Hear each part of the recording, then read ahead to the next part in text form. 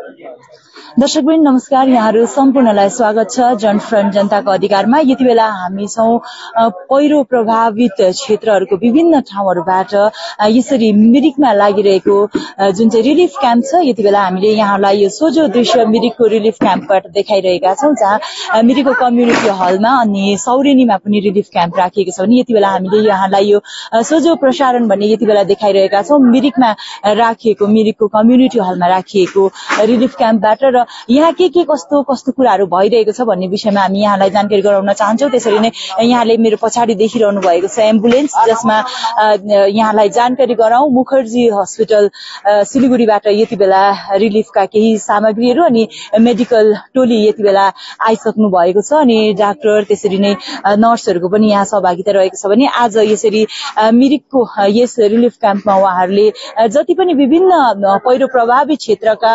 जति पनि पीडितहरू हुनुहुन्छ उहाँहरूको के कस्तो कुराहरू रहेको छ, उहाँहरूको मेडिकल समस्याहरू बारेमा उहाँहरूले चेकअप अनि त्यसरी नै उहाँहरूले विभिन्न मेडिसिनहरू पनि लिएर आउनु भएको छ, औषधिहरू पनि उहाँले वितरण गर्नुहुनेछ भने यहाँले देखिरहनु भएको छ यति बेला मुखर्जी हस्पिटल सिलिगुडीबाट ल्याइएको केही सामग्रीहरू, राहत सामग्रीहरू उहाँले यति बेला प्रदान गरिरहनु भएको छ। यहाँले देख्न सक्नुहुनेछ जति पनि पहिरो प्रभावित विभिन्न क्षेत्रका मानिसहरूलाई यसरी यस रिलिफ क्याम्पमा राखिएको छ भने यहाँले यति बेला देखिरहनु भएको छ सिलगढीको मुखर्जी नर्सिङ होमको टोलीले विभिन्न राहत सामग्री, विभिन्न आवश्यक सामग्रीको साथमा मेडिकल टिम, डाक्टर अनि नर्सहरूको टोली यति बेला यसरी मिरिकको रिलिफ क्याम्पमा आइपुगिसकेको छ। त्यसरी नै यहाँलाई यो पनि जानकारी गराउँ जति पनि पहिरोमा परेर उहाँहरूले विभिन्न डकुमेन्ट्सहरू यति बेला कागज पत्रहरू यति बेला हराउनु भएको छ भने उहाँहरूको पहिरोमा पुरेको छ भने यति बेला यहाँले देखिरहनु भएको छ special outreach camp for lost documents भनेर यहाँ उक्त डकुमेन्ट्सहरूको कार्य पनि भइरहेको छ। यहाँले यति बेला देख्न सक्नुहुनेछ समाजसेवी सुरेन प्रधान लगायत अन्य विभिन्न व्यक्तिहरू पनि यति बेला यस ठाउँमा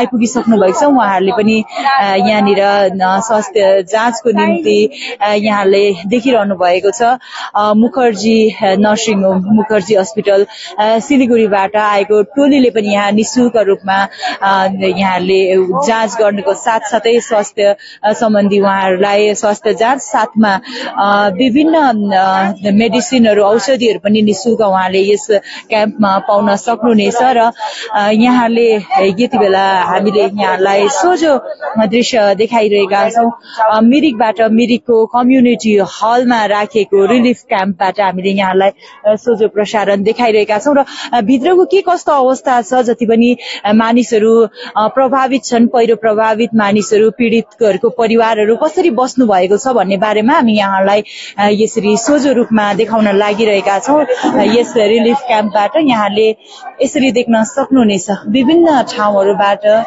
जति पनि पहिरो प्रभावित मानिसहरू हुनुहुन्छ उहाँहरूलाई यस रिलिफ क्याम्पमा राखिएको छ। यसरी यहाँले देख्न सक्नुहुनेछ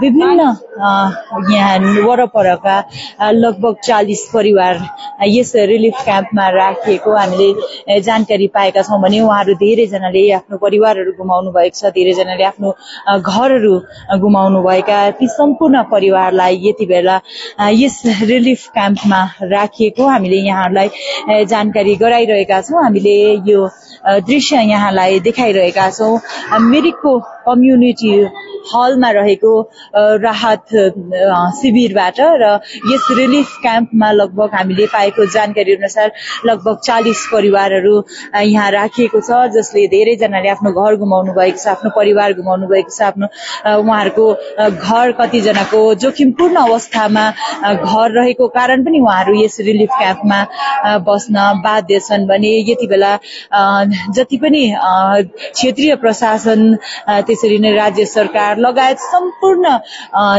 केन्द्रबाट पनि त्यसरी नै सबैले नै यति बेला यसरी रिलिफ क्याम्पमा बसिरहेकाहरू लगायत जति पनि पहिरो प्रभावितहरू अनि पहिरोमा ज्यान गुमाएकाहरू सम्पूर्णलाई उहाँहरूले आफ्नो सरकारी तौरबाट त्यसरी नै व्यक्तिगत रूपमा पनि धेरैले सहायताहरू पुर्याइरहनु भएको हामीले देखिरहेका छौँ। यति बेला फेरि पनि म यहाँलाई जानकारी गराउन चाहन्छु। यहाँले देखिरहनु भएको छ सिलगढीको मुखर्जी हस्पिटलबाट पनि यति बेला यो एम्बुलेन्स लगायत डाक्टर त्यसरी नै नर्सहरूको एउटा टोली राहत क्याम्पमा स्वास्थ्य शिविरको निम्ति आइपुग्नु भएको छ। उहाँहरूले हेल्थ क्याम्प यहाँ राखेर निशुल्क रूपमा जति पनि पहिरो प्रभावितहरू बाढ पहिरो प्रभावित यहाँ मानिसहरू जति पनि स्वास्थ्यमा उहाँहरूको कुनै पनि समस्या भए उहाँहरूको निम्ति यति बेला यो रिलिफ क्याम्प राखिएको छ, जहाँ निशुल्क स्वास्थ्य जाँचको साथसाथमा निशुल्क रूपमा उहाँहरूले यस ठाउँमा मेडिसिनहरू अथवा औषधिहरू पनि वितरण गरिनेछ। त्यसको साथसाथै यहाँले देखिरहनु भएको छ अन्य धेरै ठाउँहरूबाट पनि उहाँहरूले पनि क्याम्पहरू राखेर यसरी अन्य क्याम्पहरू पनि यहाँले देखिरहनु भएको छ। मेडिकल क्याम्प यहाँ रहेको छ।